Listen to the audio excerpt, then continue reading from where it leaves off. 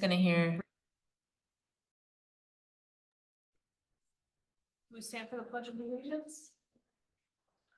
I pledge allegiance to the flag of the United States of America and to the republic for which it stands, one nation, under God, indivisible, with liberty and justice for all.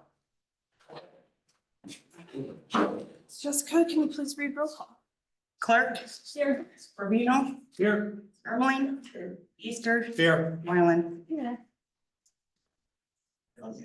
Do we have an approval of minutes from previous meeting, October 28th, 2024? So moved.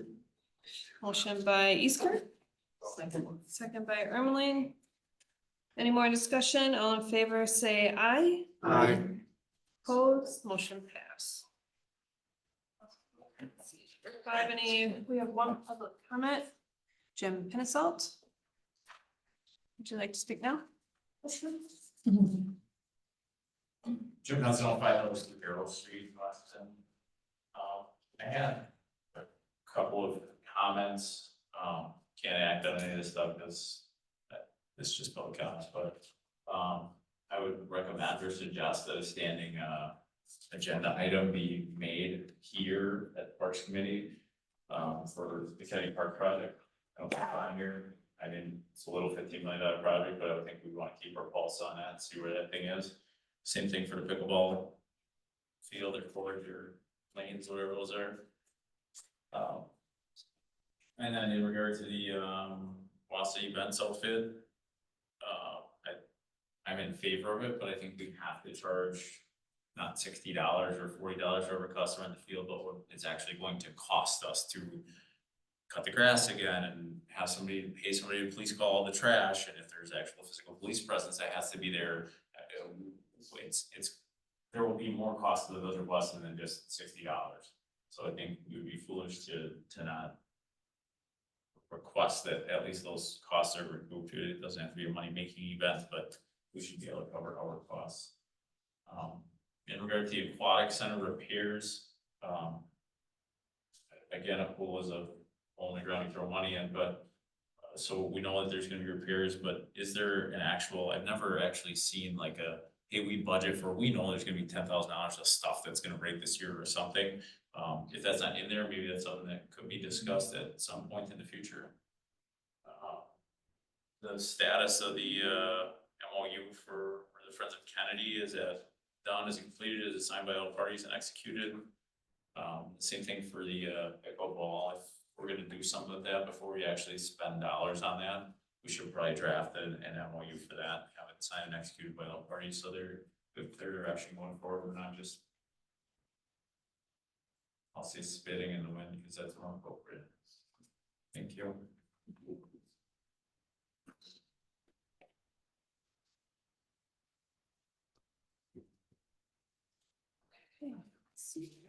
Number 6.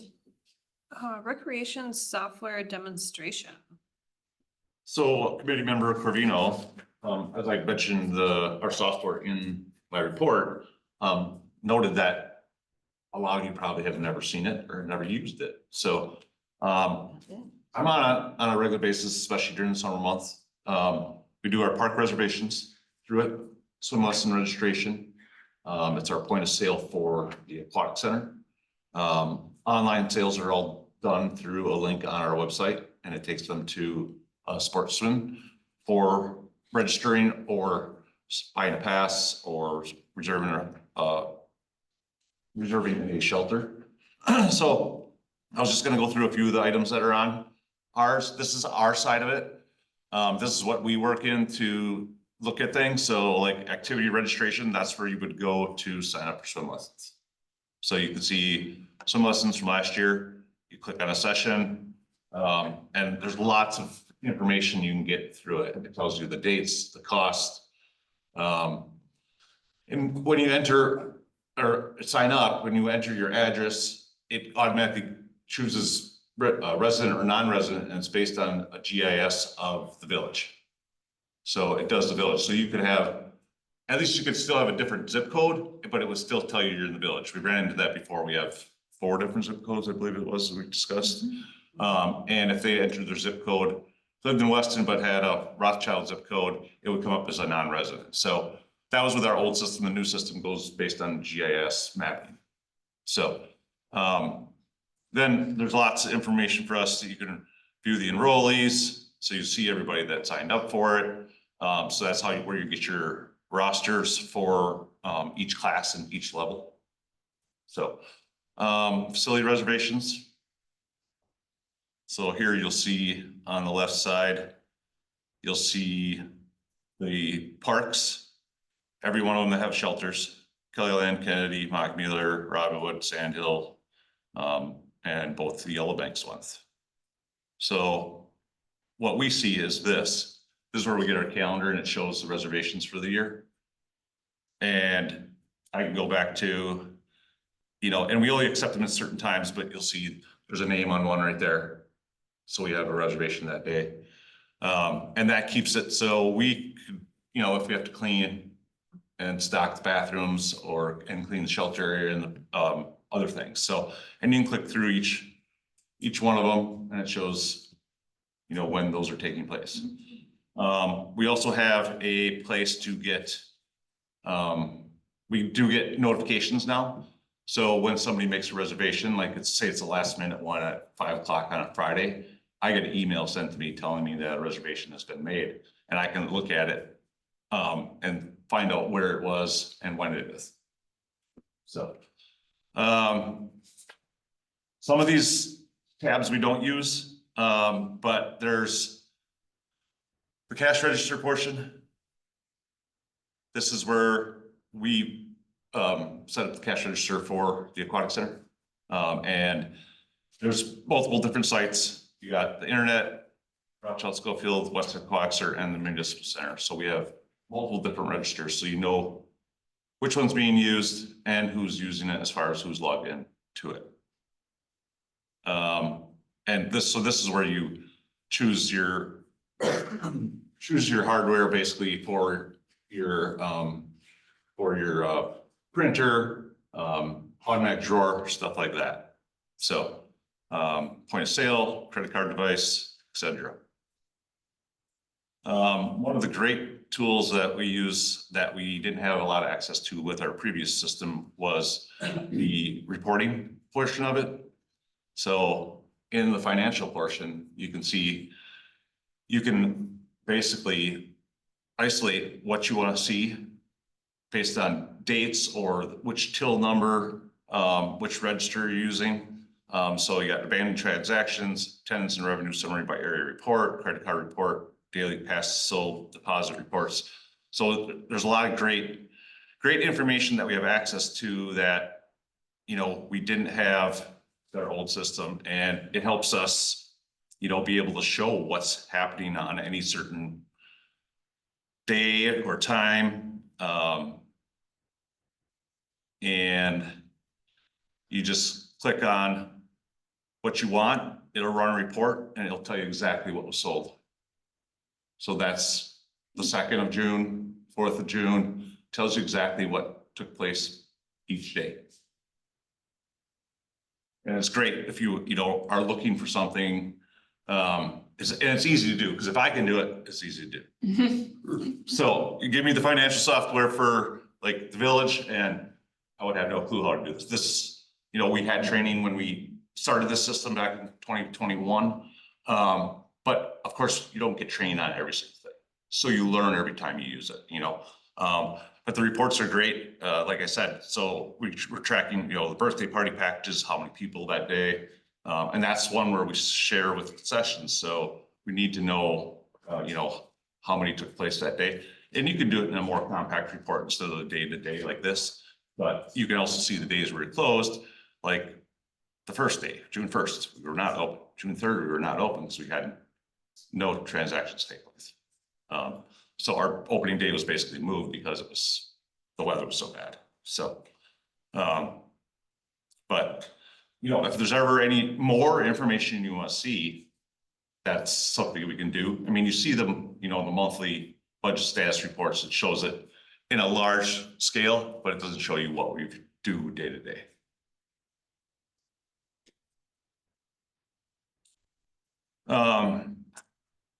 you could schedule reports, you could check all your memberships.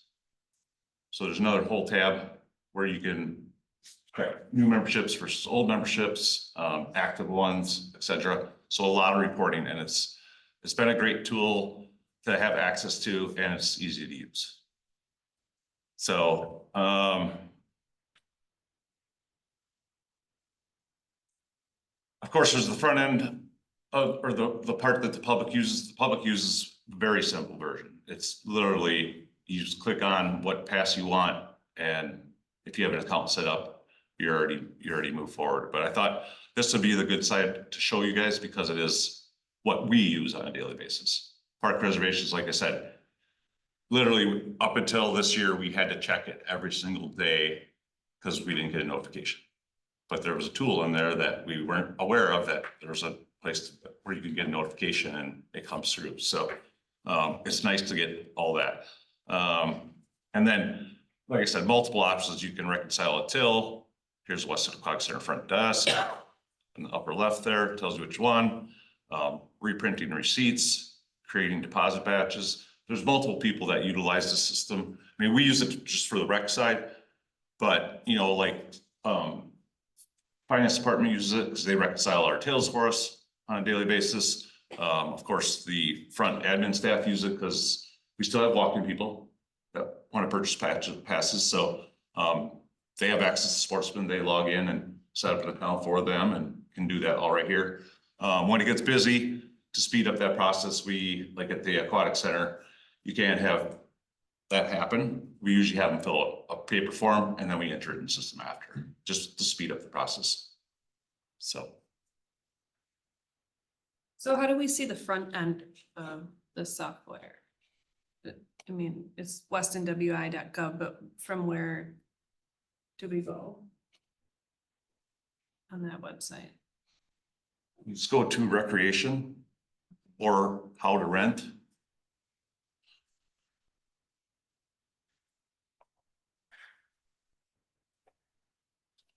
Wanted to change your screen. Yep. Okay.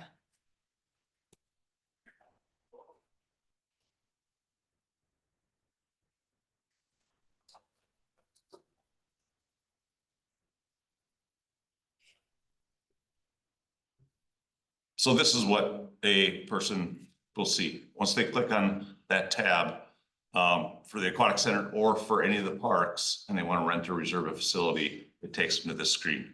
So then when you come here, they have to either create an account or log into their existing account. I actually have a personal account on here just because we had to get a season pass for the pool.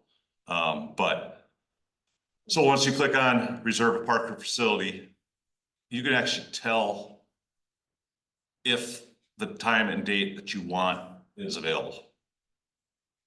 So let's check availability to reserve. It'll tell you which dates are available by going in here. So we can't get double booked for reservations. We only take one per day at each location. So, and it tells you right here, we only accept reservations next year from May 1st to August 15th. Because that's when our restrooms are typically open. People use them outside of that, but they would not have restrooms available at the time. October 15th. October 15th, sorry. I was thinking that was kind of early, but I thought. Yeah, October 15th. 5/1 to 10/15. College kids went back, no back. And it gives you the price, $63.30 to $89.68. So you have a resident, non-resident prices, and then you have a deposit also on it. So register for activities. That would be where, if you were gonna sign up for swim lessons. And it shows you last year's dates. We have the new dates. Nate's gonna be working on getting them loaded up, but we won't be selling them till, or we won't be registering for swim lessons till April of next year. So, and then there's a tab here, click on, helps parents figure out what level their child should be at. Because you know how many calls and stuff we get because they literally don't know where their kid is in those 5 levels that we offer. So we offer the swim basics, which is the second page here, and it basically tells you if your child's at that level, you know, when they would move up, if they are already at a level above. And it's fortunate that we use the WISE format because they teach the same thing. So if their kid took indoor lessons at the Y, they would know if they're gonna be a level 2 or 3 next time, just based on if they passed the class and would move up to the next level.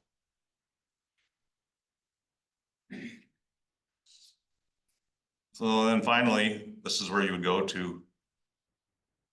I can't access the membership unless I log in, but I would log in under my personal account, not my village account here, to purchase a membership for the aquatic center. So, and our goal is to have everything up and running for memberships by December 1, because that is a good Christmas gift, and we do usually sell a couple of them. So. That's good. Do you know? So people who rent or register and use one of the facilities, do we send a follow-up email thanking them or anything like that afterwards? We don't. Maybe that's something to consider. That way we can sort of send along a survey and say, hey, you know, how was your experience?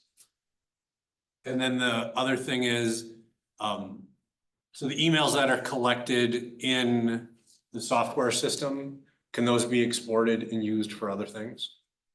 The like emails for People who register, yeah, people who register or rent a facility or something like that. Well, that's actually one of the tools I was gonna touch on, that the system actually allows us for, like notifying parents that swim lessons are off. Right.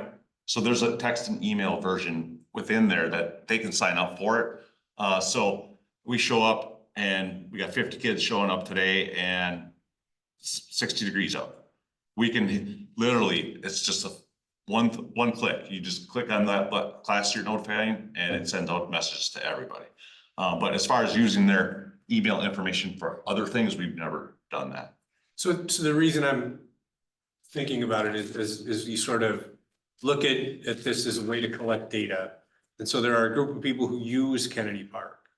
So those people would be sort of susceptible to getting emails about Friends of Kennedy Park use. So that sort of cross use of things. I think that, you know, I mean, at some point, we're gonna say, can like the Friends of Kennedy use the email list for the Weston newsletter, that kind of thing. But this is an even more specific sort of pull. It's, you know, there's a very fine number of people who over a summer rent or use the facility at Kennedy Park, and a way to communicate with them is gonna be helpful. Yeah, and as you're bringing this up, so that actually is one tool that we had used in the past with our old system. Unfortunately, staffing has changed. Oh, yeah. And we got a different system, but so every spring, we would literally take our old system, get all the mailing information out of there of people that purchased passes last year. Yep. Send them a reminder in the Right. spring to do it. And then, you know, kind of jumpstart the pass sales. And that's something we have not done. And that's been since 2020, I believe, since we did it, that we've had somebody that actually, I had somebody that I could have do it. Cause I didn't know how to do it in the old system. And I don't know how to do it in the new system, but I'm sure it's something we could look at. Just starting that again, just because like you said, we have a list and we could remind people to purchase their passes again, you know, early in the year. Would that be something that's in Nate's job description or? Well, and I don't know if this Who is- software who has is the that previous capability of person? it, and I'm sure they, you know, they signed off on the waiver when they do their account, you know. I just want to share the information beyond the village using. We could put we can ask Nathan though, if we could put a disclaimer about, would you like to receive other correspondence about park events, kind of thing. Right, so if you said, so the way you can essentially mask that is with a follow-up email, and in that follow-up email, giving them an opportunity to opt in to receive emails about specifically, because it's front of mind, Friends of Kennedy Park stuff.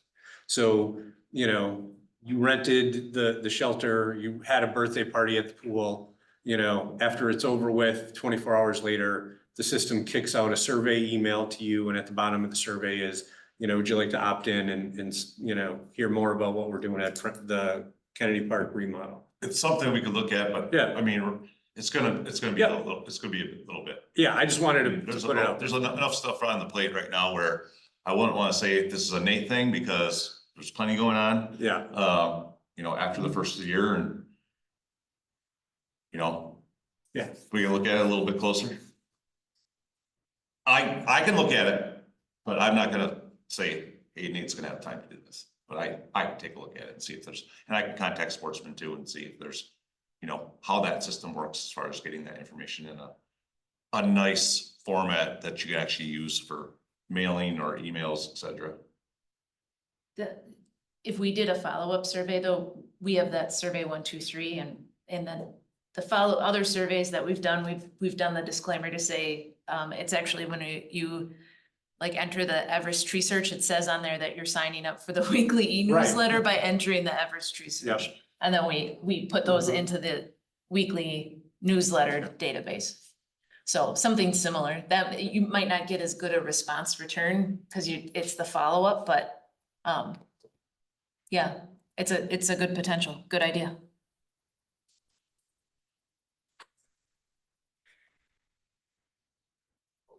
Anything else in regards to the new software? Sean? No, unless you have additional questions about it. Any questions? Moving on to number 7, then discussion and or action on Kennedy Park hosting 2 WASI event programs in 2025. So there was a memo in the packet. The executive director is here. Do you want to just come on up to the table and? So I'm Ally, I'm the executive director for WASI Events. We did have a meeting, my president Pete and myself had a meeting with Jamie to discuss this idea. I will just say that one of the main reasons we're looking at this is because the city of Wausau is extremely expanding their fees that they're proposing on events of any kind. Which for our nonprofit organization is making it difficult for us to proceed holding a lot of our events in the city of Wausau. And for a long time, I myself as the executive director have wanted to reach out to other surrounding municipalities and kind of expand our reach in the events that we do, just because they do get such a good community draw. So for this year, one of the ones that we're looking at holding is a concert on the square, but the name is to be determined because we don't want to use that name because that pertains to our Wednesday series. But as Jamie put in the packet, we're looking at August 20th for that event. It would be extremely simple from a park standpoint and from my perspective. Electrical needs, I know that we might have to figure out with the park. We have all of our own electrical equipment, to kind of give you an idea, we have all of our own spider boxes, all of our own cables that Wausau Events owns. We own all of our own fencing, signage, any of those event logistical materials our organization owns. We would just need help either hooking that up or whether it's a generator that we ourselves have to rent, but we're incredibly self-sufficient when it comes to all of the actual logistics of an event. Including the stage that would come in, it would be a portable stage that we have rented that would come in with all the sound and lighting gear already attached to it. So there would be nothing from a setup standpoint of that, except for just really marking the space and making sure the Diggers hotline is called for anything that's necessary for that. The second one that we're looking at is a new event. For those of you who are familiar with our event schedule, we normally hold a beer and bacon fest each year. Our board of directors made the decision to no longer hold that event at Fern Island in Wausau, and instead moving things to September to hold an Oktoberfest style event. So when just looking at events that we could possibly move to a surrounding municipality, we looked at Weston and Kennedy Park as a prime location for that, at least in our mind. Like I said, specifics are still obviously up for discussion. And then there's a kind of a little description of that event in there, but basically it would be food vendors, same portable stage brought in for that event. And then this event would be completely fenced in. And I know that you guys have projects going on at Kennedy Park, so the specific space could be determined between us and Parks Department. Like, we're super flexible with where this event would specifically be held. But obviously calling diggers, putting up fencing, and then really everything else is extremely self-sufficient for that one too. The only other thing I would say about any fees or how that stuff works is normally we do pay for all of our own toilets and trash. So we would have all of our own trash bins brought in for the event, hauled and removed. So you guys wouldn't be responsible for any of that. We have our own crew that cleans up after the events. We pick up all the trash after events, make sure that the park is left in the same spot that we found it, I guess you could say. And then same for toilets, we do bring in portable toilets, even if there are ones already in place, just because we really don't like to rely on what's already there. And then same for any of our other needs. Normally what's included in our parks fees at other places is like the mowing of the grass, that sort of thing, but we're responsible for calling Digger's Hotline, all of our tent, toilet, trash rental, sound company, and then obviously event logistics. So I know there are probably some questions. Go ahead, Dino. So the second event, Yeah, the Oktoberfest style event, yep, so I'm just going to assume beer? yep, correct. Okay, so does the Village of Weston have a policy for alcohol in our parks? We've had events with beer sales in the parks already. So does that, just because, would that require them to bring or get, It's a Your license from us? Picnic license. a yes. picnic, a temporary picnic license from us? And then, yeah, I just want to say that as somebody who was at the city pages when the 400 block concerts were born, and somebody who helped build 400 block, yeah, I absolutely want this to happen. I couldn't advocate more to building a bridge for us and their organization. Yeah, I just, we would, in here somewhere, it was talking about because of we don't have the power in the park that you need, the Yep. generators, who would be responsible for those? I mean, if that's something you guys wanted, like, we're comfortable renting one, whether it's something that, I mean, you guys have recommendations or acts, like, that's something I feel like we can figure out. This kind of, in my mind, a detail that can be sorted out later, but yeah, I mean, we can Do totally. we work on have it. power that we can get to them? Yeah. That is good. Not Who are much. you, what are you waving? You're waving at me, Oh, go ahead. Sean. So we've held previous events, large scale events. We Yeah. had Weston Fest for 5-6 years. We had Irish Fest for multiple years. Yep. We always use portable generators. We've Yep. never been wired up with like a 200 or 400 amp panel, Yeah, you know, in a central location. Like 400 block was set up specific for that. So they have that stuff there. yeah, We've never had that. We've used 2 generators. We've used portable light towers. You know, Use those for ours too. for lighting because it's dark, you know? yeah. So, I mean, we know what can be done. We've done it multiple times and there's staff that have done it that are here right now. I mean, and Weston Fest was our event. So Weston covered all those expenses. It was all donated funds mostly. And then when Irish Fest came along, it was an outside group. It wasn't the village hosting it, but they required additional village resources. Besides the normal mowing, emptying the garbages beforehand, we do that for any group and all shelter reservations, etc. I mean, if it would take an extra mowing, or if you need us to bring bleachers over or tow tables around, that was what we were doing for Irish Fest. You know, if we were doing additional setup for them or tear down, any additional work beyond what we would normally do to the park. I mean, we mow the park every week. We empty garbages twice a week, clean the bathrooms twice a week and stock them. You know, but if you weren't bringing in toilets, that was one of the questions we had. If you would bring in portables and garbage removal, because obviously you're making a lot of garbage and it would cause us to empty them faster or bring in a dumpster to dispose the cans into. So those were a couple questions we had, but it definitely can be done with generators. We rented them and we did lights, power, sound, and then we did food trucks. So we basically had 2 different generators set up and we're able to power all that stuff. Well, that was my question, was kind of, okay, who pays for the generators and the lights and all that stuff, you know? So the concert on Square, you mentioned, the concert that we want to hold at Kennedy Park, wouldn't necessarily require like any kind of lighting or any of that, but that's a cost that like we're planning to incur, I guess you could say.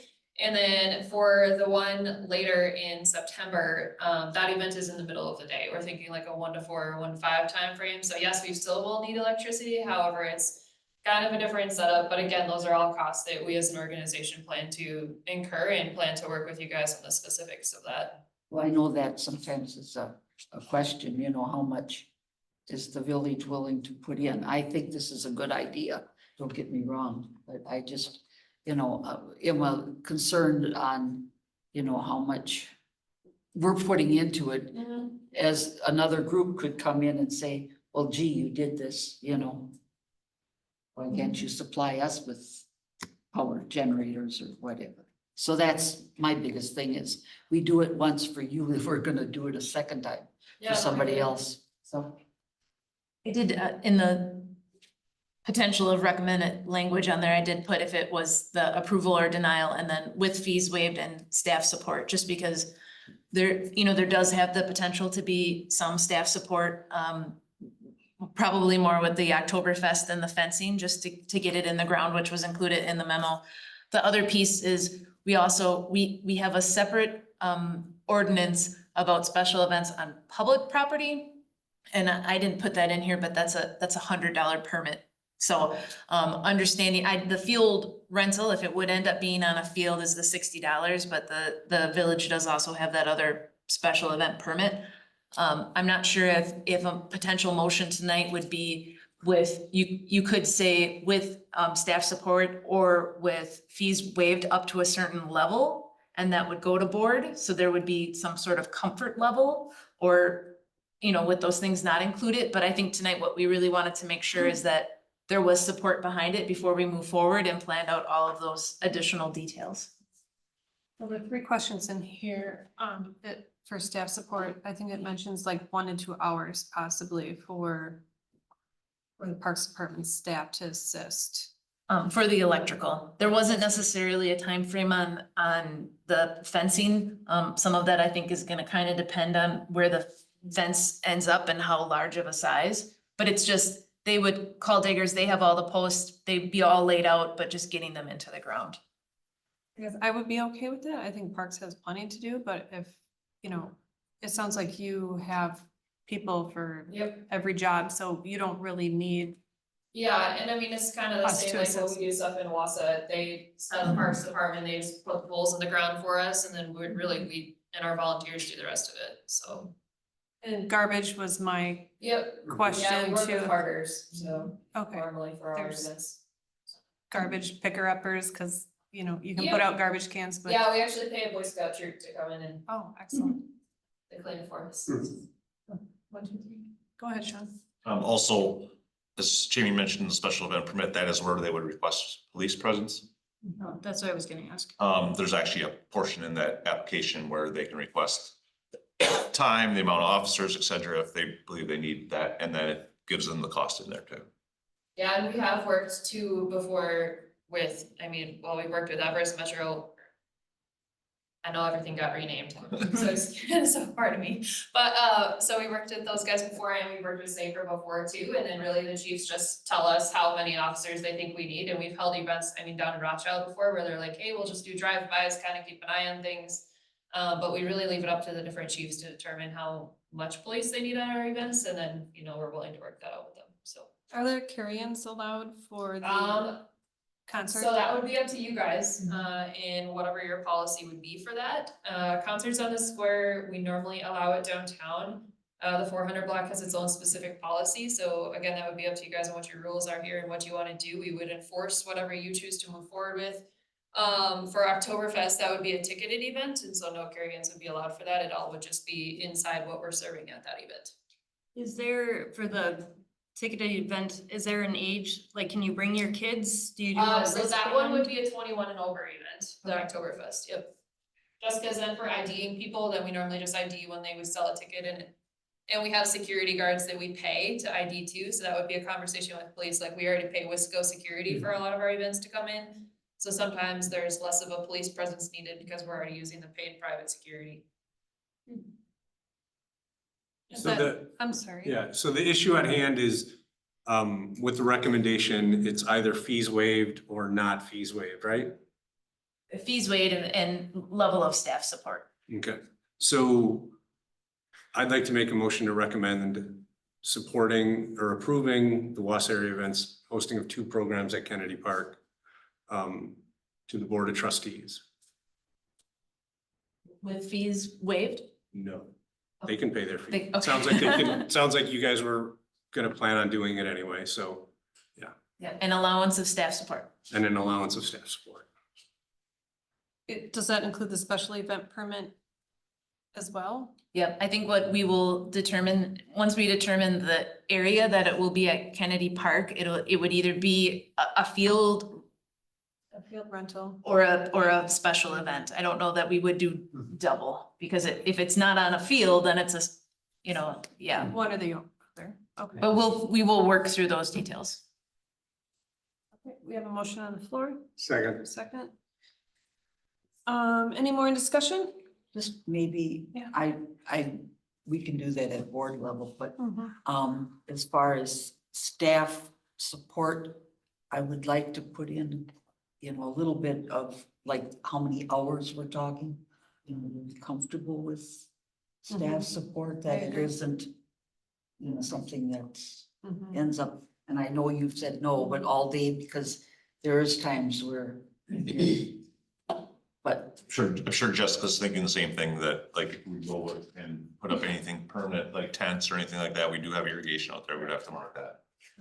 Just fencing, if you're putting posts in the ground, we wanna make sure we mark it for them. It seems like they have, or I know that they have an existing infrastructure for events like this, so I can't imagine they're gonna lean on the village for very much, if anything at all. So, But that would be my only, we do mention that there is, there is a limit to staff help, All in favor, say aye. Oppose, motion passed. Thank you. Thank you. Number 8, discussion and or action on Yellow Banks Disc Golf Course.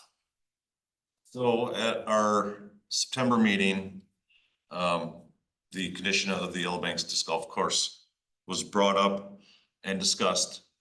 And I went back to our meeting in March of 2023, where this golf group came in. They brought in an item they had drafted, basically trying to show that they were invested in the disc golf course and appreciate the contribution the village did with adding the restrooms this year and a small shelter area, but then kind of laid out a plan on how to make the course more usable. So, and less maintenance.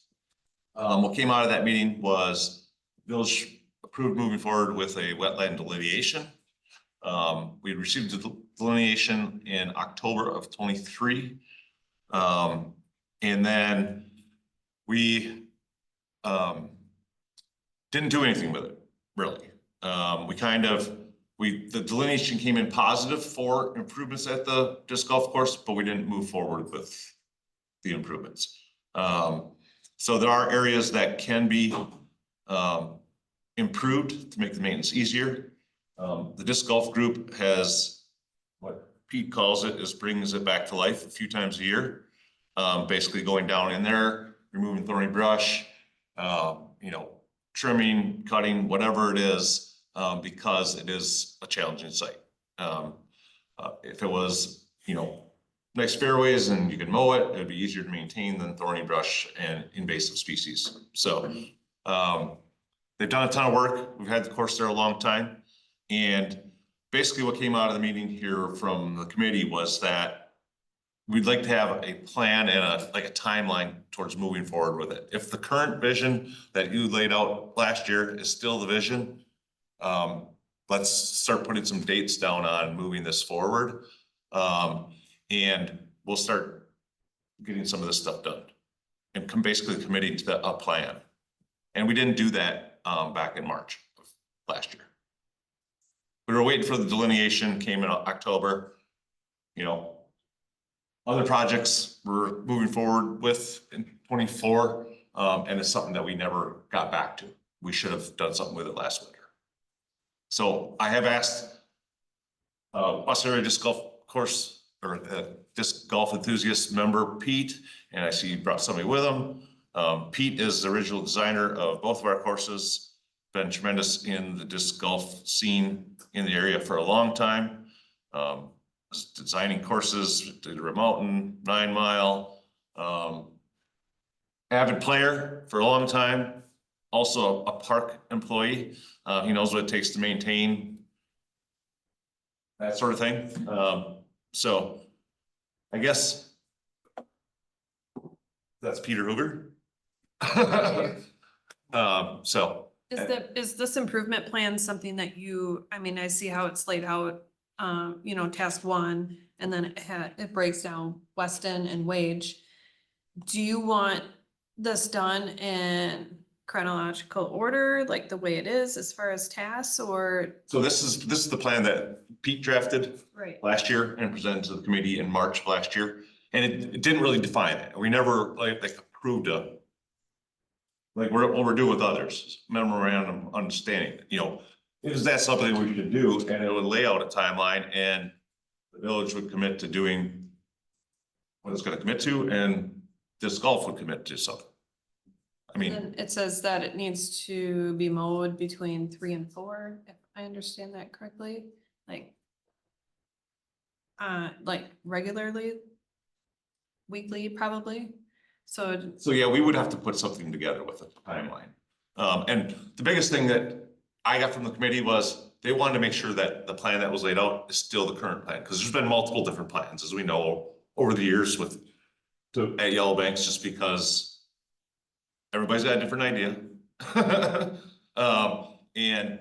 But if we need to move forward with what we're doing with some other groups right now, is that we both know what we're doing moving forward, and if we can put a timeline together on how we can get this work done efficiently. Pete, can I ask a question? Yeah. So I read all of the documents from the Army Corps of Engineers, all of that stuff. All 64 pages. That was super awesome, by the way. Evaluation report. I had so much to Google, it was great. Now I feel like I should have studied bugs in college. That being said, one of the things, do you have enough people to sort of take on if there's two sides of this, you know, the Weston side is, we can make Sean do all of it. But do you have people on your side of the sort of two pillar system? We do now. There was kind of a period. That's what I understood, during but which so I just wanted to hear it. There weren't the motivated boots on the ground people. We Okay. have them now. Like Chris is one of them. There's some folks that just love that kind of thing. Okay, It's cool. not a common, person that wants to show up and just blood, sweat and tears make something Yeah. look better. Yeah, I don't wanna, That's one of my faults. I love doing that.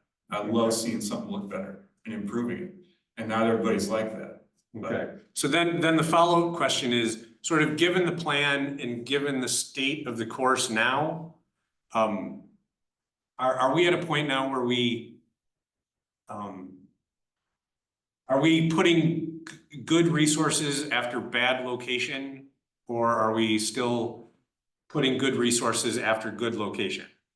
Well, I guess personally, I like to think of that as not a very ideal property with all the thorny rough and all the stuff. There's erosion, I mean, the 6-hole, nature is just carving away the bank there. But it is kind of unsightly as it can kind of be. It's a fun course. And there's nothing like it around here that has that mix of elements. You know, the old Plain is kind of a world championship caliber course, but it's so far for people to drive. Right. This place, if you drive by, it's packed.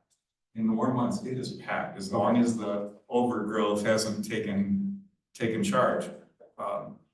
So I think it's worth developing and keeping, but it's just gonna need some love. It's gonna need some. And it sounds like you guys are in an organizational place where you and Sean can sit down and come up with a plan, and you got enough resources, and we can always make Sean do more work, so, you know, that can always happen. Yeah, and I didn't really reference my submission that you have in front of you. I just kind of went back on what I believe needs to be done. And I guess if you're gonna prioritize, I think it's important that the ability to maintain it is first. Because right now, Sean's crew has a very, you know, defined places where they mow. They don't mow the entire property, they just mow fairway edges. But I think that the second hole in that course is like a minefield. It's like a moonscape. I can't even get a DR in there to get the gnarly beat back. It's that thick. And in my mind, it would be best tame that hole too, come in and scrub it, level it out. I'm not even sure it would even need to be seeded. I mean, nature would just grow stuff, we would just maintain it. But it would require probably 10, 20 minutes more of mowing, 15 to 20 minutes more of mowing every time they go there. So it's not a lot of extra, but that I would consider to be priority one, just for safety, it's just for hazards and nasty. But otherwise, I think we should sit down because I think that just maintaining as it is fine, but things are wearing out. The baskets are getting rusty and need recoating. The T signs that you guys had made are pretty much non-existent anymore. I think doing those and doing them right, the T pad material is kind of sketchy. It's serviceable, but it's wearing out. And I think given the limitations of the wetland, you can't talk about putting in concrete pads in certain parts of the course. It's possible to put it on some parts of the course. Yeah, I think the discussion needs to be had about what approach we'll take, because there are a lot of things now that are done. Maybe as long as this table and, you know, a couple times as wide, people are building decks, you know, a platform and then anchoring like an astroturf material over it. Those are sweet because you remove them.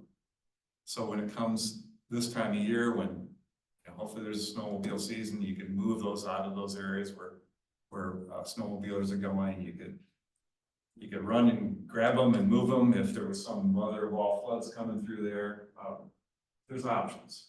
But I think I have the connections of people that do powder coating locally, and they've done good stuff for us before, where we can kind of gradually refinish some of these baskets. You know, take them out, put a new one in place, because I don't think we have, what, 4 more left, Sean, in storage, something like that.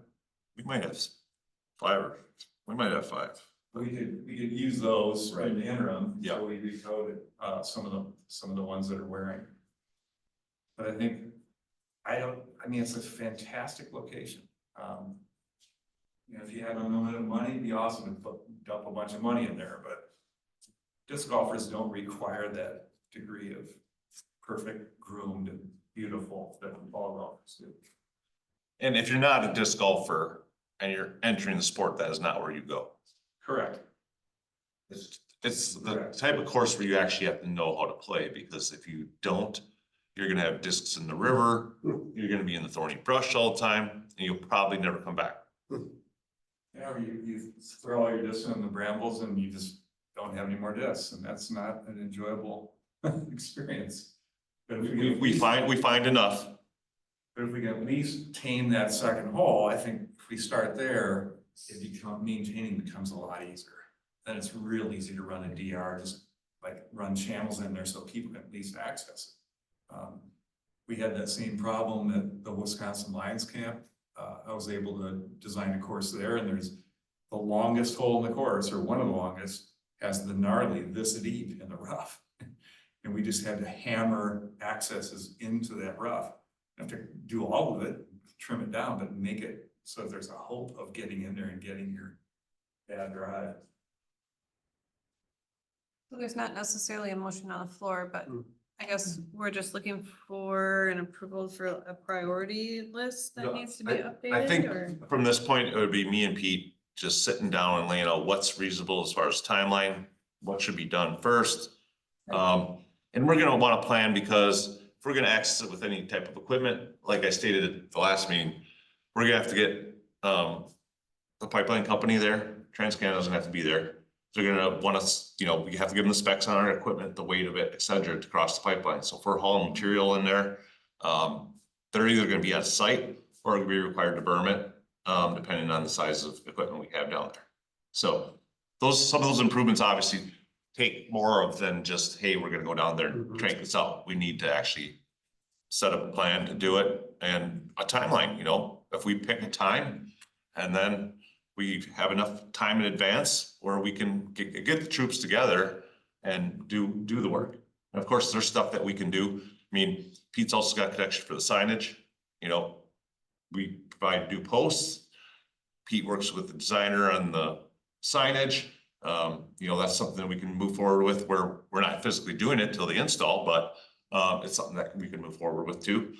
So I think it's just us getting together, staff and them, and trying to lay out a timeline. And if this plan is, and if you want to look at your plan again and reference it and make sure you feel like it's accurate. Because there are some areas where improvements can be made. I mean, we had the wetland delineation done on one of the driest years ever, and it came back very favorable. There's only 3 wet areas because it was so dry. Compared to, if you did it during a wet year. So there's really a lot more improvements that could be done down there than what we actually thought from our previous delineation way back in, what year was that, 2011, 12? So how often do they redelineate? They're only good for 5 years. So we just need to get this stuff done. Yeah. in 5 years. Yeah. And we're down to 4. Barb, go ahead. Yeah, that was my concern, and I agree with you. My thought was, are we putting money into a area that isn't ever going to really work? Or that you're not gonna be happy with? I mean, I don't wanna be sticking money into it if you hear, oh gee, that's. Yeah, but it sounds like Pete is describing it as it's something that is, even in its state now, it's still used and we could say that it's effectively used. I believe so. I mean, when I drive by in the warm months, it is. I can vouch that it is. busy Yeah, that's right, yeah. You can see it. Yes. So, Yeah, Well, that was my concern. I didn't wanna be putting money into something that in the end, you're gonna come and say, could you find a better place? Or whatever. yeah, I can only see that if we invested in it, it would Yeah, you only should. attract more people. Right, right, The and beauty of it is, the baskets themselves are not permanently anchored in the ground. They can be removed at any time and could be moved to another property. The current T pads that are there are portable. They're rubber thick pads that could be moved, and you could have that place abandoned in a day and never know it was even in there. Well, I just wanna make sure that this is a course that you feel is worth fixing and maintaining. And we've been talking about this course and trying to cut a few trees out, and then all of a sudden it's like not doing anything again. So I guess I would really like to see a plan that you could get, and we could enforce it and get the thing, so it's without spending huge amounts of money, we can get a course within a reasonable. And it's gonna have to be a 1-year plan, Right. right? Yeah, so that being said, with the rough draft of a plan, because it's just a plan, are we talking 2 months, 3 months? What are we talking about here? So, wait, let me be more specific. We could probably have something put together by January, I would think, huh? Or sooner. No. How much time is it gonna, the sort of establishing a baseline of repair? How long is that process, roughly? 2 months, 3 months? Oh, to complete everything? Yep, just to get a baseline, to get it back to, like we keep saying, back to some sort of normal. Because it sounds like it's outside of normal now. Getting the whole, number 2 hole, getting it where it's workable and, That's the primary problem. The rest of it is I think manageable. Okay. It So is. then it I mean, doesn't- it's actually, it's easier to maintain than it was after we initially put it in the first few years. I mean, there's areas now where, and I hate to say it, but that course was installed like this. Like literally rip out Mockmuller, we're moving it to Yellow Banks. And Pete graciously did a design for us, and we installed it as quickly as possible. And got another course up and running on when we ripped out one at Mockmuller. Oh, go ahead. I would like also somewhere in this plan, I don't know who would be responsible for this, but I think at this point too with that park, because of the pipeline, and that makes it difficult to access, I think we should look at putting a berm over that pipeline for access to the whole property, like we have on the farm, you know, we have two places where it's Yeah. burned over the pipeline. And it just makes it so much easier because we don't have to ask for permission every time we want to go out there with a tractor from Trans-Canadian or whoever owns it now. All of our equipment is approved. We know where we can drive if we have large, you know, equipment, coming or a semi. We know we can go over the pipeline. And I think that's something like while we're talking about this park, we should discuss having that access over that pipeline. And So that we can, so it's not an issue about getting or coordinating with the pipeline anymore. We know we can access that whole property, or if we want to pull trees out, we can go back there with, you know, a large piece of equipment and just pull the stupid things out and not have to make it a whole. And I did listen to you when you said that Yeah. last time. The biggest issue we have right now is our entry road to the lower portion is between the two pipes. So there's two gas pipelines. Yep. We go up and we travel down that entry road and it's between the two pipes. You can see the mounds and the dirt. Yep. So now you're stuck in between them. So now you have to go, well, berm over this way, berm over this way, and you might have to do it in multiple locations because then you hit those little holes too, where you might not be able to drive down the side, each side of it. That's because it's on both sides of the pipeline. Yeah, It could be done, for sure. but to sort of support what Katrina's saying is that, I mean, if we're gonna commit to this, right, that we're gonna make an investment, we're gonna use some of Pete's labor, you're gonna go in there with a shovel.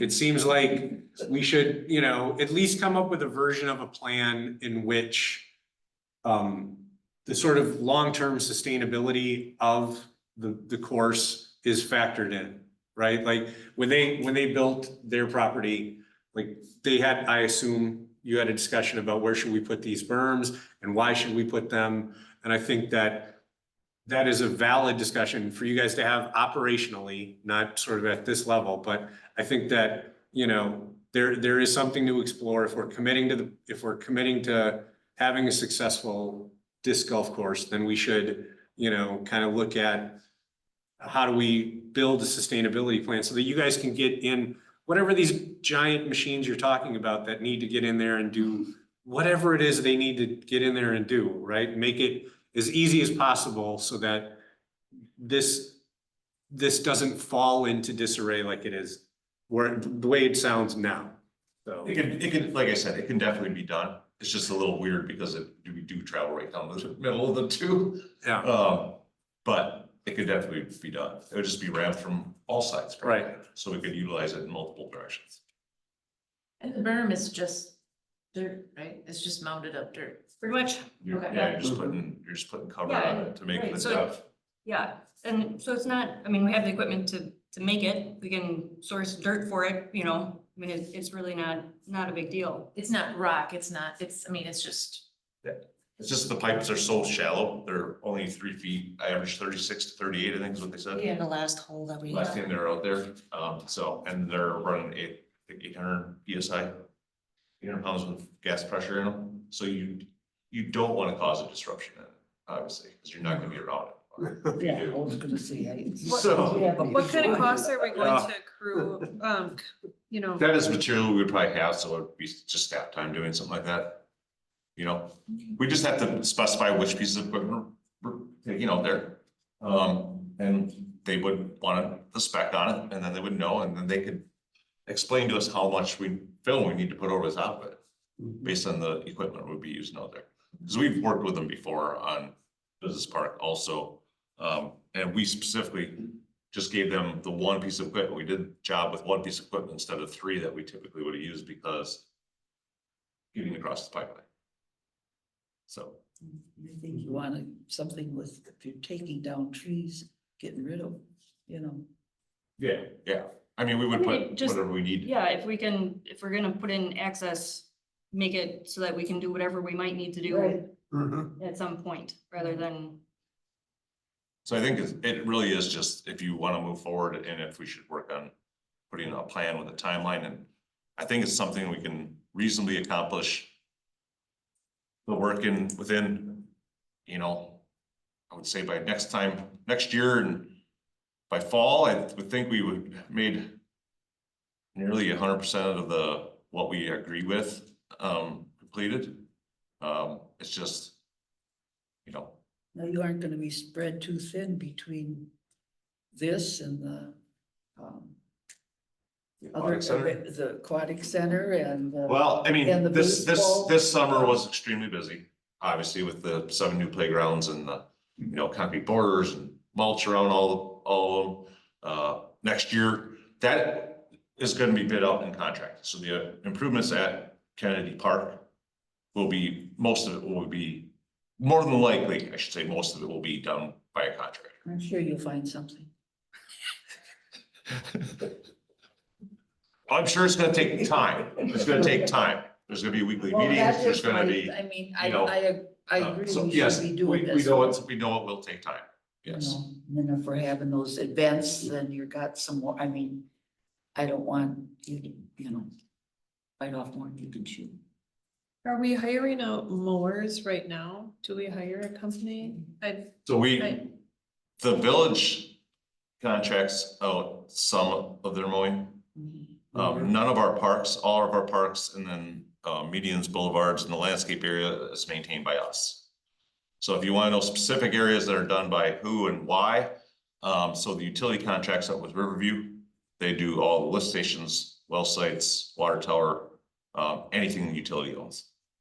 The village contracts out for business park mowing, so the business park, empty lots, the detention pond areas the village owns. The berms, so the berm behind West Supply, the berm over by Brame subdivision, the village contracts that out. The staff does not mow it. In the landfill. And the landfill, yes. I get lots of questions about mowing. They all come to me, but I actually don't deal with the contracts that the village do or the utility do. But I do know where they all mow. I have contacts, so if somebody does call me about mowing on the berm, I know who to call. I just call the contractor. I know him from, they also do our mowing at the landfill. But that's once a year. We only do it once a year. At the landfill. Yeah. That's- So an extra half hour of mowing at Yellow Banks is not going to be a big problem for parks. Okay. It wouldn't even be half an hour. It wouldn't really. Don't jinx it, Pete. Don't jinx it. They're getting way too fast and efficient, but when you have an 11-foot cut mower, it's moving pretty quickly. So how we move forward on this is you and Pete get together and we create a new priority list, an updated one. Yeah, and just make sure that this plan is the current and best plan, and this is what we're gonna go with moving forward. Yeah, I have some plans to cost share it, and get sponsorships, so it'll lessen the impact on the village. He's got his design to do a hole just like he's got on a sweatshirt too at Yellow Banks. Nice. He asked me about doing it this spring. Okay. All right. Any other questions? I think we need to make a motion. Do we need to make a motion? No, I don't think so. No. Maybe just under next agenda items, slate a meeting that it would come back.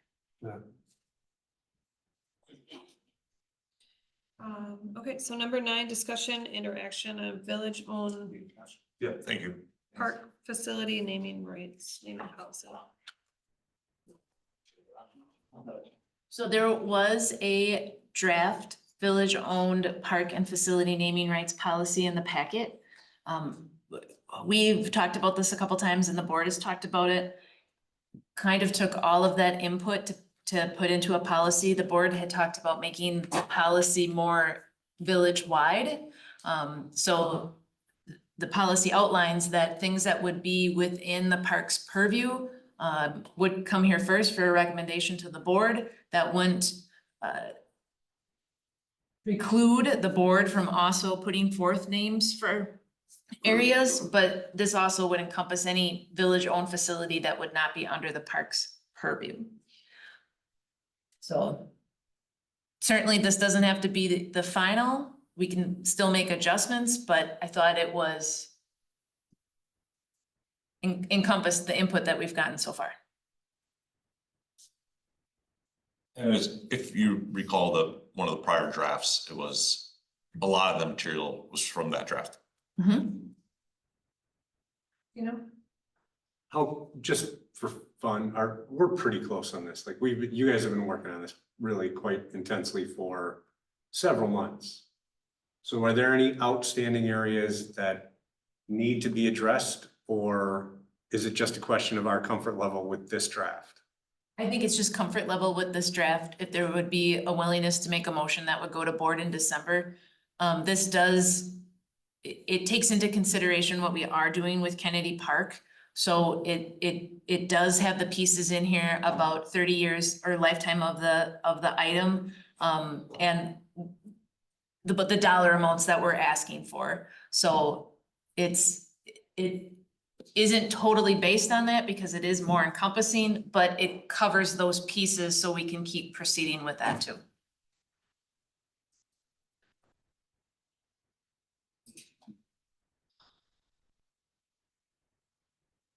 I guess I make a motion, I guess, to recommend the village-owned park facility naming policy to the Board of Trustees. motion by Ermeling, I'll second that. second by Carvino. Any more discussion? All in favor, say aye. Aye. Oppose, motion passed. I think we need to have something for that, you know. Park. So they know where they are at too, is somebody wants to all of a sudden donate a whole bunch. Yes, and if that would occur, it would still come back. Yes. You wouldn't take ownership of the money, transfer of the money Right. until those things would happen. Number 10, discussion interaction on aquatic center repairs. So there are 3 separate quotes for different items at the aquatic center. They're all from the same company. Fisher Brothers LLC is out of Eau Claire. They've done work for us several times, going back to 2007. They've been in the, I had them come do some estimates for us last year. And it was just, we couldn't get the work done. It was literally out of time, a lot of projects going on. They run out of time in their schedule to get the work done, not necessarily our schedule. So the quotes have been updated. They're new. These items are part of what it was in the CIP for the aquatic center repairs. So there was, the borrowing just took place last Thursday, I believe. For some of the aquatic center items. We do have a typical maintenance budget that we use on an annual basis at the aquatic center, but these larger items are typically done through the CIP. Because this past year we had budgeted 25,000 for annual maintenance. And we exceeded that. We were near 31,000. So we upped the budget to 30,000 for 2025.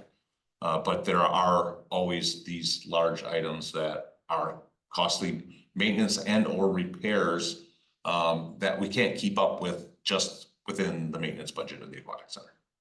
Okay, so you're saying that there is borrowed funds already to cover this? Yes, this is part of the CIP plan that was approved, and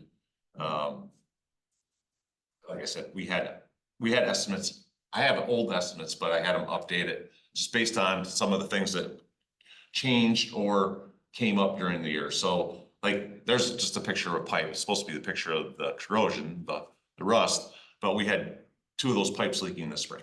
Was not expected. So we inspected the other 4 pipes. Those all need to be replaced too. After that first set blew in spring, and we looked and we're like, we need to have all 4 of them replaced on the other 2 sides right away too. So, and according to them, the corrosion is not bad, but it's one of those things where when it gets inspected, we do take care of it every year. But there's a new process and a new material that they would use for coating it, where they actually incorporate granular zinc into the thermic paint. Instead of the zinc coating that we use in the can, it's just, you know, cold galvanized. This zinc product is a lot better for, longevity.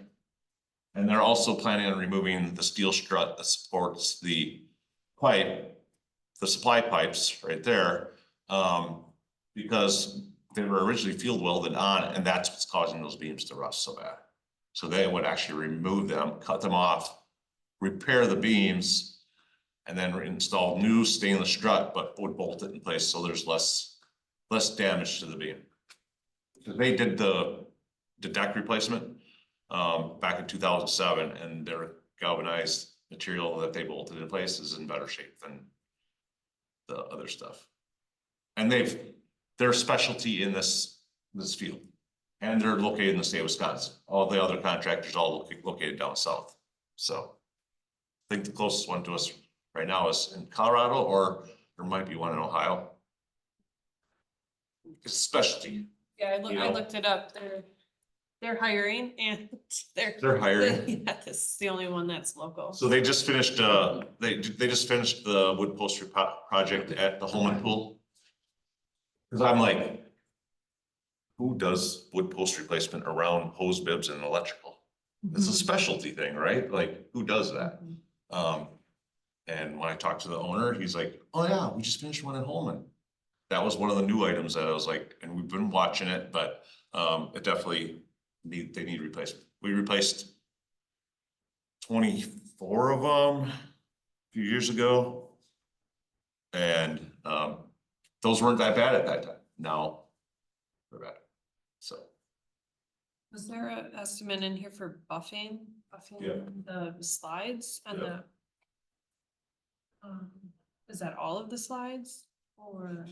So yeah, it would Is it be, cosmetic so it would be thing? buffing just the red and blue side, the speed side. And then the other two would be gel coat repairs on the inside, because those were recoated by them a couple years ago, so the interior surface is fine yet. And then they would touch up the caulk on those. The speed side is got some uneven joints, but definitely needs new caulk work. And then they would buff the entire inside and outside and wash them also. So I don't go to the water park, I guess. So the red side, the red slide and the blue slide, and there's a yellow slide. Yeah. Can you explain that to me? I guess. So there's a single 37-foot tall tower, and we have the original slide that was there, which is a 300-foot body flow. And in 2010, we added a additional slide off of that tower, and it's an enclosed speed slide, and it doesn't go into the pool. It goes into itself. It just runs out. It's called a runout slide. You're probably not gonna find a good picture. I just wondered if there was one that kind of showed, okay. So the runout slide is the newest one. Right there it is, red and blue slide. So it runs out upon itself and not landing in the pool. But it definitely is getting some oxidation on the outside. You know, we tried to do some of the exterior washing of it this spring. Apparently weren't using the exact chemicals they use for cleaning, because we can't get it as clean as they typically do. They have fully washed. They fully washed the two yellow ones, the drop side and the body flume, Where does it go? and repainted them. What's that? It don't go in the pool. Where does it go? Where does what go? It just goes to the end and you step out and. Yeah, there's a walk away. runout. Okay. There's a runout. Yeah, there's standing water Okay. about a foot, not quite a foot deep. I mean, the other one. That's what slows you down. Yeah, it goes out in the lawn. No, it runs off the end. It runs off the end, so the end is raised. It runs off. Yeah. Okay. Like we've seen the ones at There. the lodge, or they have multiple route slides, or Wilderness, or Kalahari. They don't all land in a pool. They run out upon themselves, just standing water. I mean, that wasn't there when I used to put them. So we do have funding for it. Yes. We're about 4,000 over the budget, but there's. No, it wouldn't be coming out of that budget. It wouldn't be coming out of the aquatic center budget. It would be coming from CIP. Our own funds.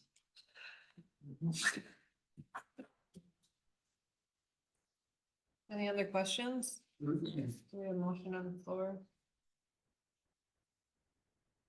I moved to, nobody's gonna do it. I moved to recommend awarding the aquatic center repairs to Fisher Brothers. Motion by Ermeling, Second. second by Isker. Any more discussion? All in favor, say aye. Aye. Oppose, motion passed. Number 11, possible next meeting date. Due to the next scheduled meeting falling on December 23rd, 2024. I would suggest the next meeting be held January 27th. That's my suggestion. Unless you want to attend a meeting 2 days before Christmas. No. I mean, we can schedule one sooner in January if you feel like we should have one sooner in January, but that would be our regular scheduled meeting date for January. To me, that's good. I think it would maybe give you and Pete time to get a priority list updated. What date was By that? the January 27th, 27th. but the only thing that concerns me is not have any updates on Kennedy. Which is also not on here.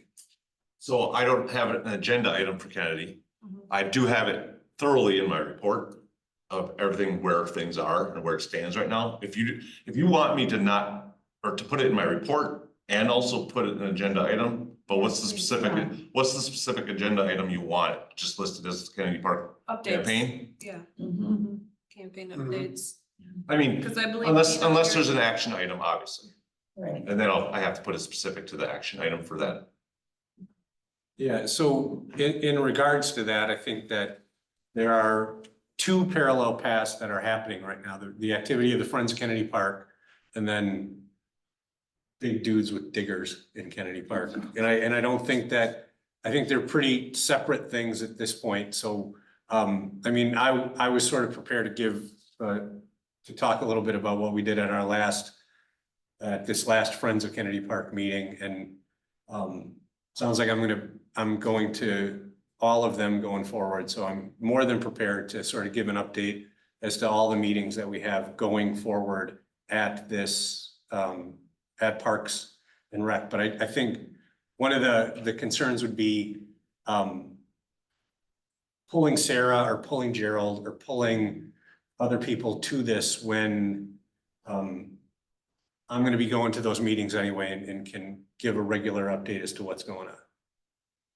And we can, so for tonight, for remarks under committee members is where I thought you Yeah, talk about that's sort these. of what I thought too. But we can pull it under educational presentation and reports, and we could just put Kennedy Park renovation and capital campaign underneath there as a regular item under the educational presentation.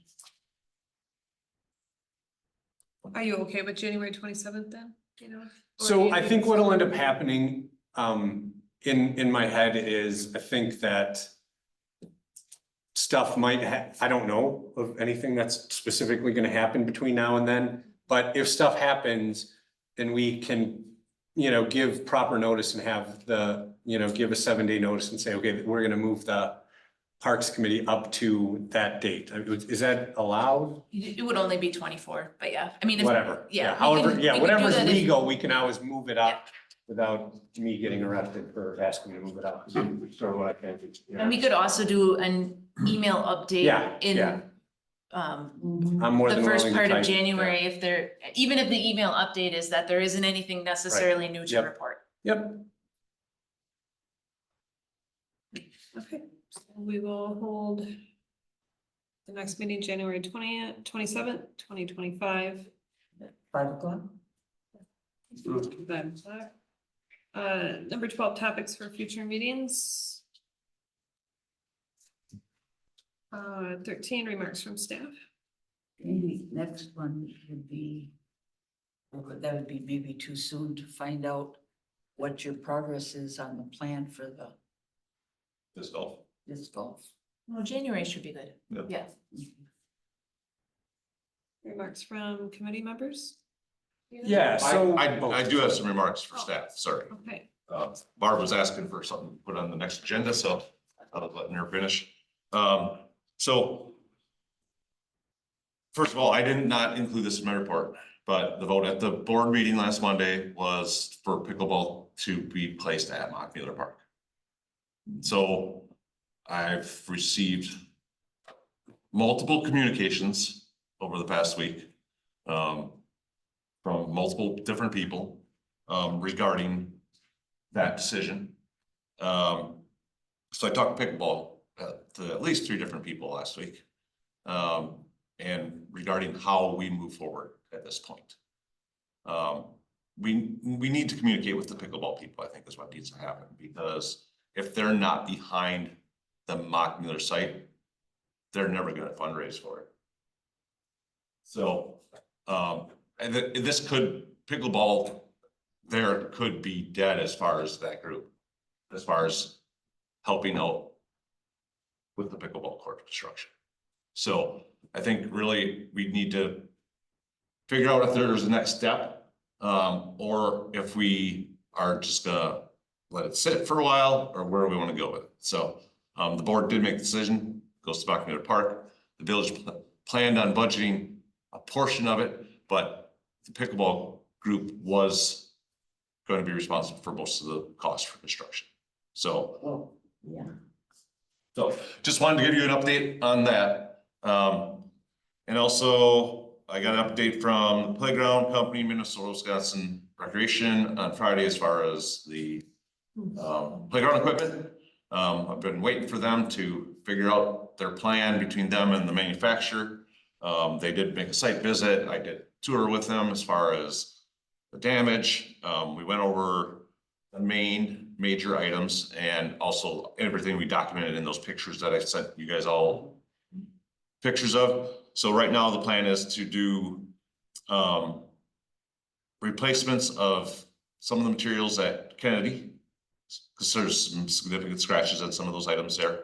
The bolts that were installed on the mats, which is the part that we were waiting for forever, were purchased locally, and they're definitely not the same quality material, and they're already showing corrosion on stainless. And we've been running into this at the pool. I actually had talked with the slide company when they were here a couple weeks ago, because I'm like, what is happening to the quality of stainless steel? We're replacing anchors in the bottom of the pool on an annual basis that are stainless steel.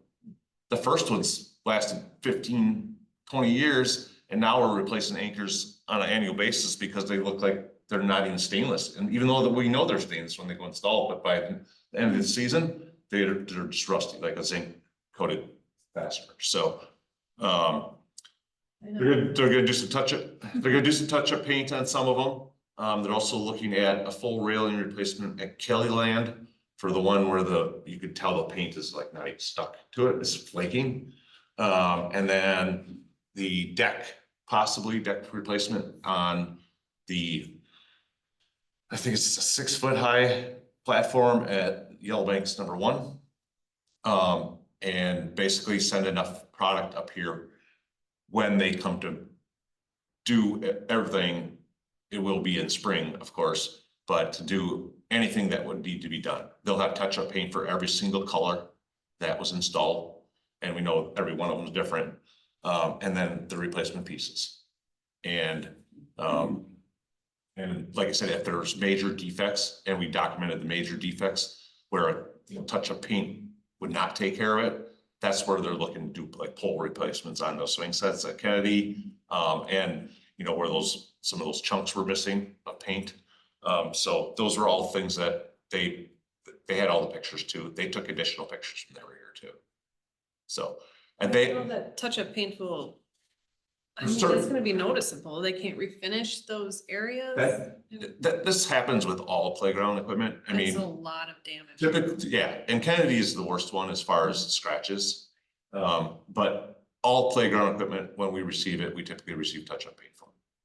It's just, unfortunately, it's just a natural thing. And there's a lot of obviously responsible parties, from factory to the guy that loads the truck, to the guy that unloads the truck, to us unloading the truck here, to us transporting it to the site, and then the installer. So if it's not proper documented all the way through the steps, it could be, we have documented a kid scratching on a post at the new Sandhill one with a rock. So a lot of it, That wasn't me. no, and a lot of it is the installer needs to take pictures when he's doing the install. And he said he took a lot of pictures. I have not seen the pictures, but that's what they were using to compare it to the pictures we took and the ones that they took themselves. So there is a plan moving forward, and they said they will do whatever it takes to make any adjustments that are needed. Is basically what they told me when I got off the phone with on Friday. So I kept bringing up stuff to them will as. we see we were before and talking. after pictures for each item that's being repaired? I can ask them to do that because that's not something that we would sit on I site. think they should. for. It's a lot of money. You know? And I would like to see, you know, what the end result is. Certainly have the, Please. the pictures that we took to have after pictures, so we could have the comparison for the ones that we've. Yeah. Yeah, before. Yeah. Yeah. And the MOU was signed and completed for the Friends Group. We got it completed last Thursday, Wednesday, something like that, Yeah, Thursday sounds good. when it was all documented. So, It was last Um, week. yeah, it's been placed in a village file, and so that has been completed. So that did not make it in my report either, because my report, of course, was drafted the week before for last week's board meeting, but Could you kindly send that out? Or, you want a copy of the MOU? Yeah. Can we circle back to, pickleball? No. Just very briefly. Because I don't know that we clarified anything with what you said, or, because you said that 3 people contacted you. But we need to decide if we're moving forward with it. We need to reach out to the group and say, this is what happened and the ball's in your court now. Because otherwise I think it should just be tabled here and just Yes, until they come back to us. But if they don't know that something happened, like whose responsibility? I mean, the board was pretty specific on that it was going to be at Mock Miller because we aren't going to be. Right, but is that something, but right, I don't wanna go putting any effort into building courts that No. these people end up they don't actually want then, so, you know. right, go ahead, Tina. Yeah, so I had a bunch of contacts last week or whenever it was regarding pickleball. Next door. I believe. On Nextdoor, and some people called me and then some people texted me, and dude walked up to me at the Y. And so obviously I feel pretty strongly about this, and I'm pretty sure I came off pretty strongly about this in public. But I mean, the process has been, I just want to state that I think the process has been incredibly fair to them. So they were a part of Hushang was a part of the core process, right? He is a member of the Board of Trustees. At this point, as I said, I think that we're watching people move the goalposts on us 3 times now in this process. And I think that very much like what happened at Kennedy Park, if there is an organization that wants to be a fundraising arm for pickleball courts in Mockmuller Park, an MOU needs to be drafted with that organization.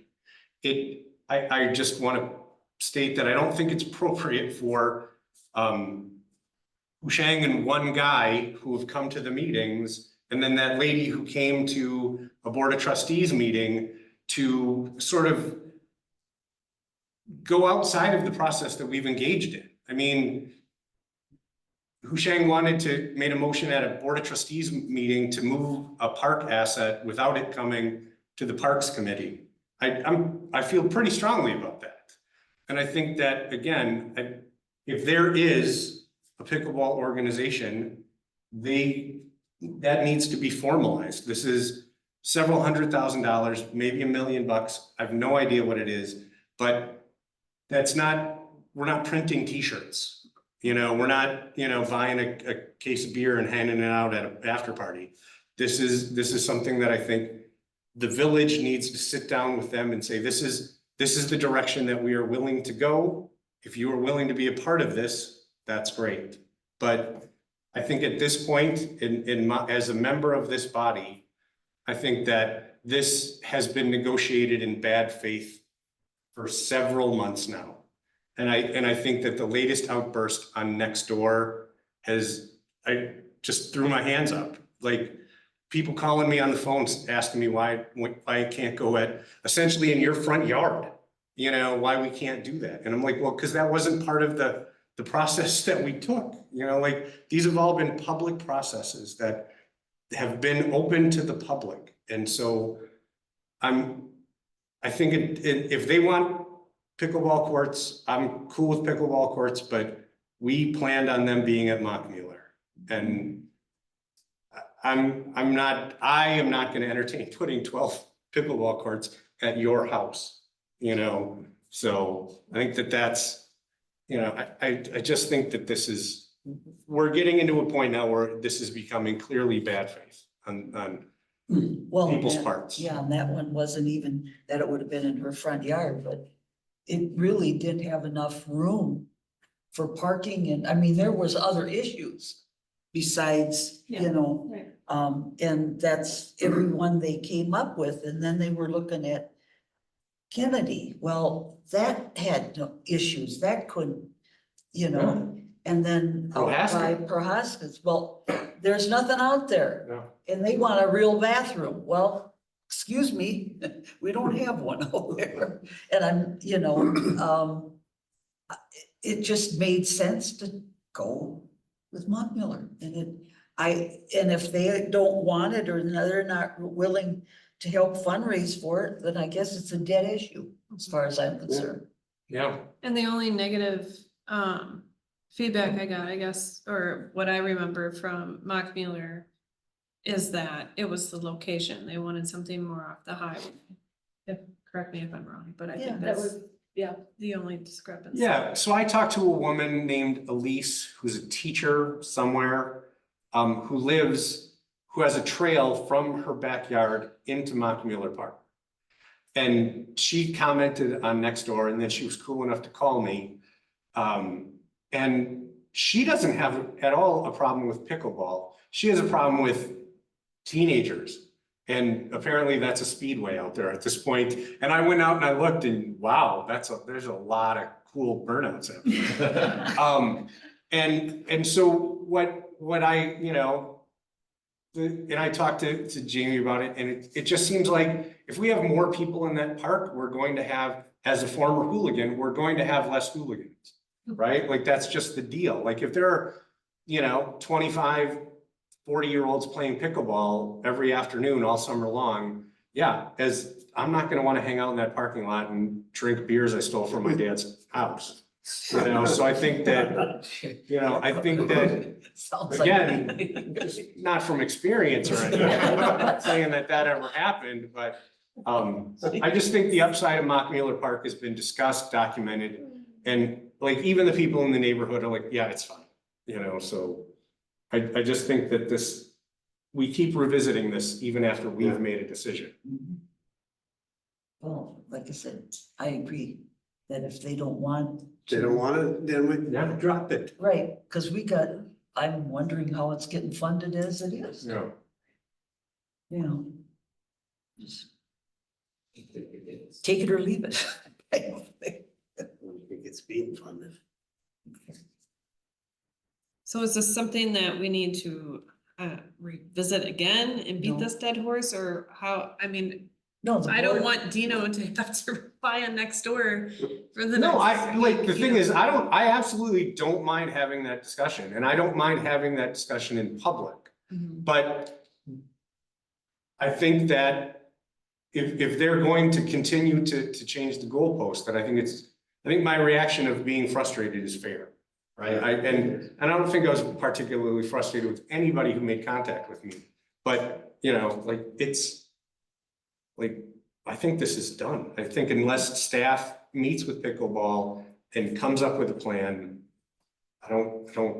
we don't have any more decisions to make. Like, we decided that if we can come up with a plan and some money, we'll put it out there in Mockmuller, but you know, right. adding to that, I don't think there's nothing to add to that. So possibly staff can meet with pickleball and explain to them that we approved Mockmuller, and if they'd like to proceed, we'll have that discussion, but We can reach out and see if they want to schedule. Yeah. I mean, talk about funding. It's either that or nothing. I Perfect. guess that's my thought. Take it or leave it.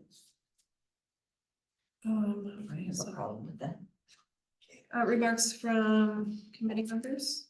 Yeah, so I was at the Friends of Kennedy Park meeting, which I think they're informally calling stage 2 or something. There were about 18 people with us. I think that was about right. Gerald from the marketing company was there. Sarah gave a really long, detailed sort of history of the project. She told some cool anecdotes about the park that I didn't know. Jamie was there as well. It was just sort of a broad discussion that I think Sarah's strategy will be to narrow that group and that discussion down to do the work on a strategic plan going forward, and then to begin to implement things off of that strategic plan. We had a pretty long presentation from Sarah about the history, and then Sarah led an activity, a pretty cool little brainstorming activity that involved Post-it notes and color and stuff like that. And she's gonna get that report, or sort of put that together in a collated sort of idea thing to go forward. She and Gerald and I talked about sort of whittling it down to a smaller group to do some more specific strategic planning, so that we can, sort of begin to put things on a calendar and begin to see sort of how we're going to go forward with their fundraising. And I'm more than willing to take part in that. And then there was just sort of some open discussion, and there's a fellow named Tom who really wants to write some state grants. And so I introduced him to some folks in Madison, and that sort of seemed like it, right, Jamie? I think it was getting everybody to the same page of where we are at this moment in time with all of the different groups that have expressed wanting to be involved in the Friends. Yeah, just sort of setting a baseline. Yeah, and that was it, if there's any questions. But there's we passed around the notes that Sarah did from the meeting, or somebody did from the meeting, and so if you have any questions. This isn't the fundraising or the brainstorming piece that we did with all the ideas. That still has to come. That's not part of these notes, but Sarah's putting that together. How often are you meeting? I don't know. I would say it's probably gonna be monthly, but starting right before the holidays is not ideal. So I don't know that we will meet in December, but I would say after that, probably monthly. Yeah, I think maybe Gerald and Sarah and I might get together before Christmas, but I'm not sure about that. And it might be more like in this first quarter, and then as sports pick up in the spring, we just have to this is our first time setting that pace. So we will have to sort of play that one out, no pun intended. Okay, so you just gave this to us, so I didn't have the time to read it, but what kind of fundraising did you come up with, or I think you were contacting like the pilot, or? We didn't really come up with anything. Oh, So that, Post-it notes, we all wrote. yeah, Yeah. that was the activity that we took part in. And so we sort of gave these answers to Sarah on Post-it notes, and she's gonna sort of organize them and I think come back to us. But I think the other part of that is, and I don't know exactly who I said this to, but we're not gonna get to $15 million by having golf outings. That's just not, I might have said that to you.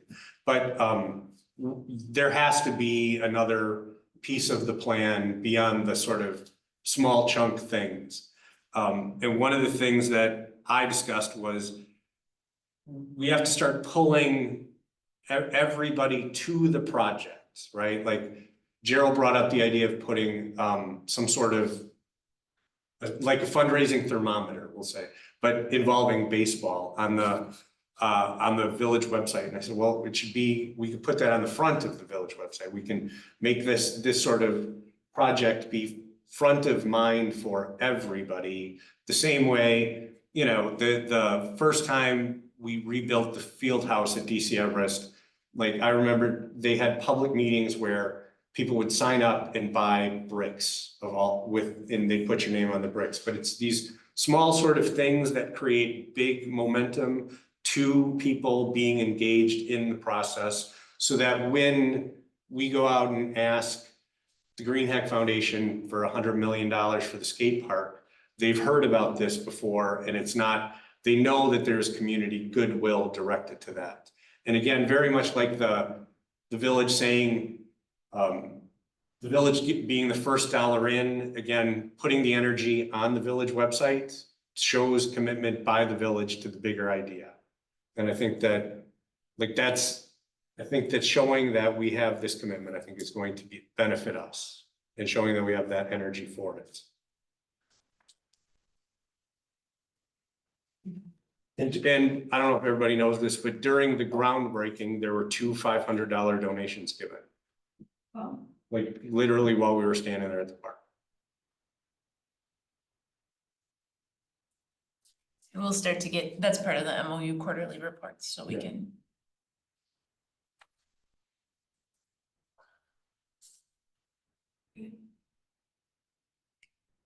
I thought it'd be more detailed than that, but. Yeah, I mean, to be fair, it Yeah. was what I described. It was the Sarah giving a historic presentation, and then the I don't, sticky note thing, and then a small discussion. The other piece of that is, you know, we've all been kind of living with this for a year, right? Maybe a little bit more than a year from the master plan. But the groups that are joining to do the fundraising, they've been living with it since October 29th when we broke ground. So a piece of this first meeting was just getting everyone to that, as the words Dino used, the baseline, because now I know sometimes but we've all known for a while, right? Like that this is our progression. Now it's getting the rest brought into the fold. so we don't know yet what we're doing with all the marketing material that we produced with G Morty. I guess that's what I was looking for. With this next meeting, you know, that's where it was gonna disperse to, like, where are we going with all the marketing material? So a piece of this was that brainstorming, because we didn't finalize the poster and the postcard, because we don't have those lists yet. But we talked about people that should be in the room, people that should be sent to. People So in the room, people it's supposed to be sent to. that was part of the brainstorming activity. So who's in the room, who else should be in the room going forward? Who should these marketing materials be sent to? Those were all things that the people that were in the room that put on Post-it notes to put together for that larger list. So that is still coming, but no, those items would be part of that strategic plan, but that wasn't all decided in one meeting, nor will it be all decided in one meeting. I'm sure it won't be. Yeah, I mean, I think the deal is, like Jamie said, setting the baseline and then understanding that this is a longer period of time. Yeah, I would have loved to have been able to come back and say, yeah, we finished a strategic plan and this is what we're gonna do and these are the platforms we're gonna be on.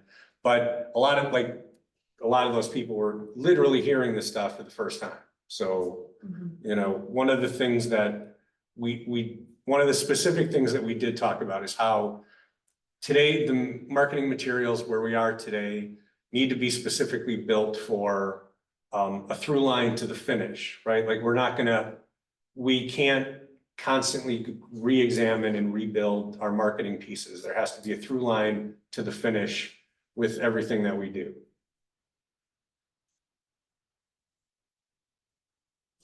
There's a lot of families though that are really interested, so that was good. They want to be a part of it, and now we just have to put together the plan. Are we was it in discussion to reach out to local businesses? Was that a discussion at all? Yep. Or- Yep, and Yeah, which businesses would have grant programs that we potentially would want to apply for, And this is a once a month meeting? potentially. Is that enough? Cause I know when we put the marketing material together, it was daily, hourly. So I don't know that it I will don't know get, that that's enough. and I don't know that it will be, it won't, that might be that small group that meets more frequently, that starts to do the smaller pivots, but this larger group is, I can't see it meeting more than monthly, because it's people that are gonna say, I can help organize the golf outing. I'm gonna take that thing, I'll run with it, and I'll report back. I can send out 15 letters, here are my 15 people. So not everybody in that room is gonna be involved in all pieces of that. Who is the small group?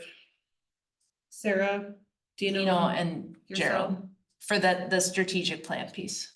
Sarah, Dino, and Gerald. Okay.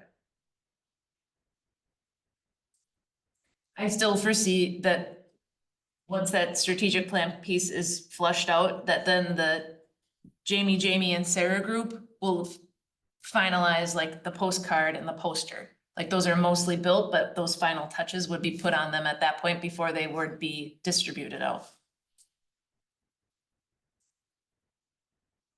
Do you have a problem with only meeting once a month? I mean, I know. So I we want- think, at this point, what I think is going to end up happening is, like Jamie said, I think that this baseline group of people that met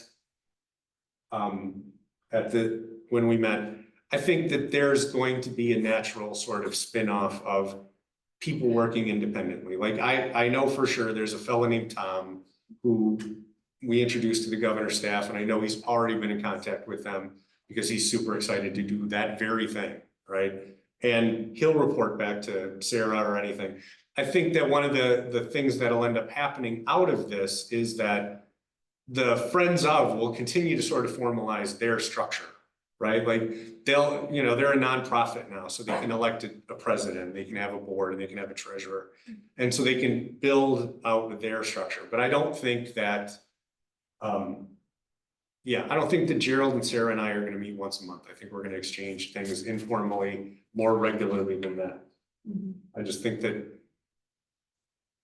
just given our personalities, I think, like we have exchanged emails since then, since this meeting to talk about, okay, what about this? What about that? Gerald was cool enough to put together a document of people to do a spreadsheet for people to do testimonials, right? So there's going to be a bunch of people home for the holidays. And so people put names and contact information in relations to Kennedy Park, right? And so Gerald has that information, and then he can pursue those people. Hey, would you want to stand in front of a camera and tell a story about, being at Kennedy Park, like Andy Pills, right? I put Andy's name on there, or Greg, and just put those guys' names on there and say, look, if they're home for Christmas, put a camera in front of them and say, what was it like playing Legion baseball when they first built that field, right? Because I'm of the generation that was there when they first built the big field. And so, there's a million stories, and Gerald can go try to collect those over the holidays. Same with, they should absolutely talk to every girl on the Storm hockey team. What's it gonna mean for you to have a place to play pond hockey all winter long? There's, those girls are already awesome. Put them in front of a camera, it's just gonna be cool. So yeah, I think that this meeting established a baseline, and then we can establish a sort of more focused operational strategic planning group out of these people. So I didn't know any of them except Jamie and Sarah, so it was a good chance to meet everybody. Yeah. Nice. I'm just scared. I just don't want to lose momentum on this, and I know that you. Yeah, I absolutely don't want to lose momentum on this. Yeah, so that is something that Gerald and I talked about and stuff like that. And it's like, yeah, let's just grab as much momentum as we can right away.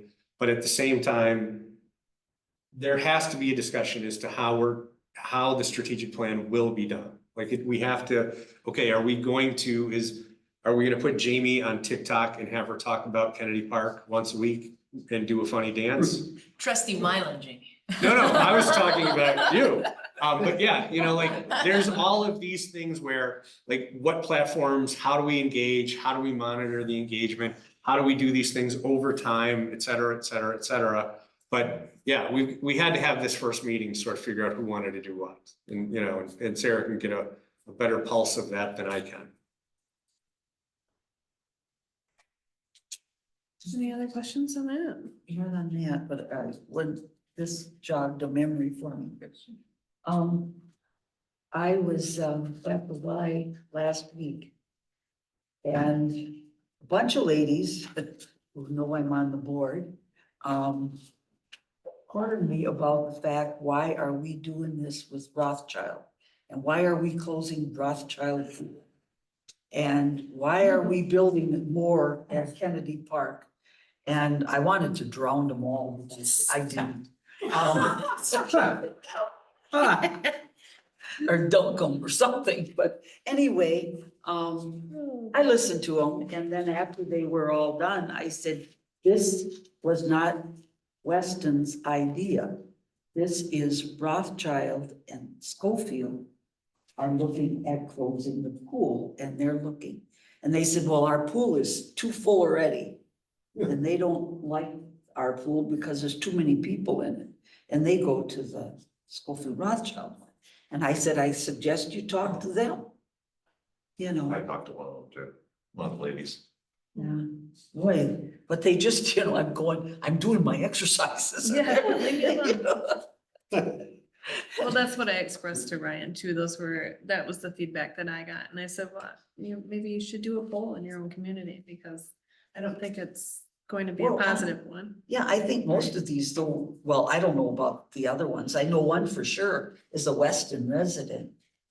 Because she's always, you know, questioning something. Yeah. You know. I was cool enough to be, or it was cool that I got to go to one of the meetings with this fellow Ryan 100 years ago, or when did we do summertime? Was it summertime or springtime, whatever it was? And it was, I thought it was interesting. Like, there are, you know, the problem is, like, you're right. There's people are gonna come up to you and say, why are you doing this? Well, the reality is they should ask, like Jamie said, they should ask Ryan, because it sounds to me like there is a fiscal reality that Rothschild is going to face. Yeah. You know, and that, we didn't make that, like, we didn't do that, and we're trying to be a good partner, really. You know, they were cool enough to sit down with Jamie and Sean and Mark and Jamie and I, and it was, you know, like, they have a situation that they're going to have to come to terms with in the next 2 years or 1 year or something like that. And yeah, the Village of Weston is trying to be as supportive of them and aquatics as we possibly can. But yeah, I mean, those questions are best served to be asked of them. Well, you know? right, because they figured Weston had something to do with it. And I said, no, they came to us. I mean, you know, if Yeah. you're concerned about it, you know, go talk to somebody in Schofield or Rothschild. Yeah. I mean, we can't take over their pool, like, physically. We don't have an army or anything, right? No, okay. No, I wasn't talking about seriously. I'm like, you know, we could raise an army and tear down their pool or something in the evening. But no, I think it's the deal is that something's broken and they gotta fix it, you know? And Well, Ryan should be the one talking about that. Well, and Schofield is so limited on funds. Yeah. You know, that. I heard there was a former lifeguard that was gonna buy it. take it Yeah, over. I was gonna buy it for a while as a former lifeguard at the Rothschild pool. I thought to buying it, but then I realized, no, I have too many good memories. I don't wanna go back. You know, but yeah, that was just, like I said, there's a group of them and I'm going, hey, Weston didn't have anything to do with this. Fair enough. Any other announcements? All right, do we have a motion to adjourn the Parks and Rec meeting? So moved. Motion by Easker. I'll second it. Second by Katrina. All in favor, say aye. Well, the meeting is now adjourned at 6:54. Thank you all.